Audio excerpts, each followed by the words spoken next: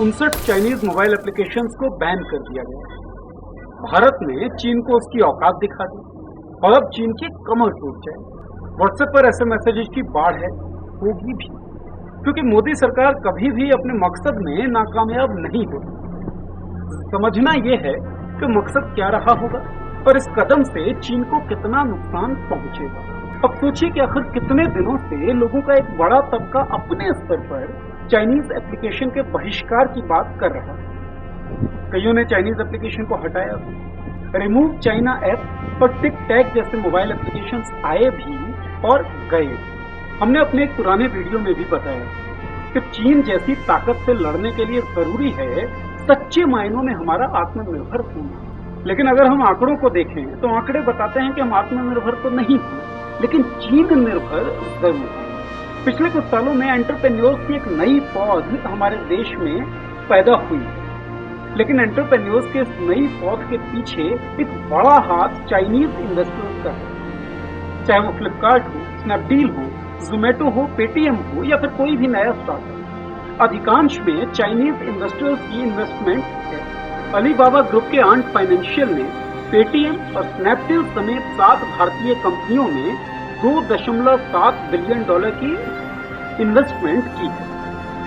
साथ ही नवंबर 2019 में उसने घोषणा की कि $1 बिलियन नए इन्वेस्टमेंट की कोशिश भी वो कर रही है। वहीं अगर बात करें स्विगी, ओला और फ्लिपकार्ट की, तो भारत के इन चर्चित स्टार्टअप्स में टेंसेंट नाम की चीनी कंपनी का निवेश है। इसके अलावा खाता बुक, पॉलिसी बाजार समेत 15 स्टार्टअप्स में $2 बिलियन की फंडिंग टेंसेंट नाम की इस कंपनी ने की हुई है। जोमेटो, मीशो, लोनटैप, शेयरचैट, इन कंपनियों में भी चीनी कंपनी शिनवेई कैपिटल का निवेश है।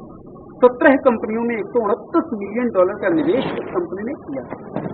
इसके अलावा चीनी कंपनियों Hillhouse capital, TR capital, Fosun, Xiaomi ने भारतीय कंपनियों में $317 मिलियन का निवेश किया हुआ है। भारत और चीन के बीच व्यापारिक संबंधों को समझने के लिए अब बात करते हैं भारत के आयात और चीन के निर्यात।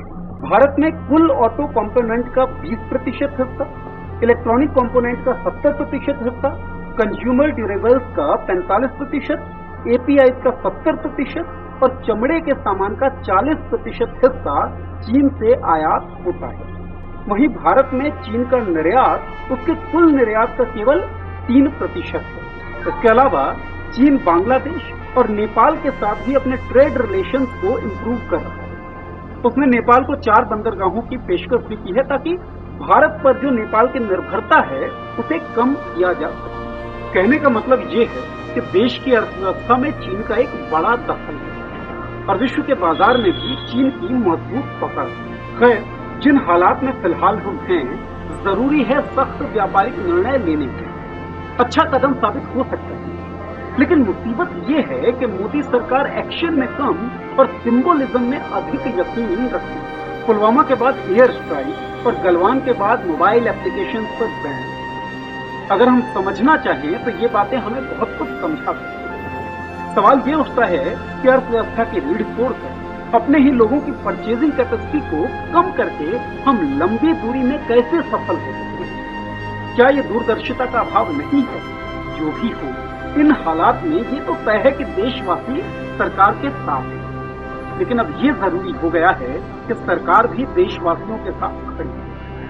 पहले देश के इंफ्रास्ट्रक्चर को मजबूत करें, पहले देश को सेल्फ रिलायंस बनाए, आत्मनिर्भर बनाए, उसके बाद ही हम चीन जैसी किसी भी आर्थिक ताकत से लड़ सकते हैं। अब जुड़े रहिए हमारे साथ, देखते रहिए हमारे वीडियो, सब्सक्राइब कीजिए हमारा यूट्यूब चैनल और अगर फेसबुक पर देख रहे हो वीडियो तो लाइक कीजिए हमारा पेज। शुक्रिया। आपका मुद्दा बनेगा देश का मुद्दा। मॉल्टिक्स ऐप पर शेयर करिए अपनी बात हमारे साथ, हम उठाएंगे आपकी आवाज।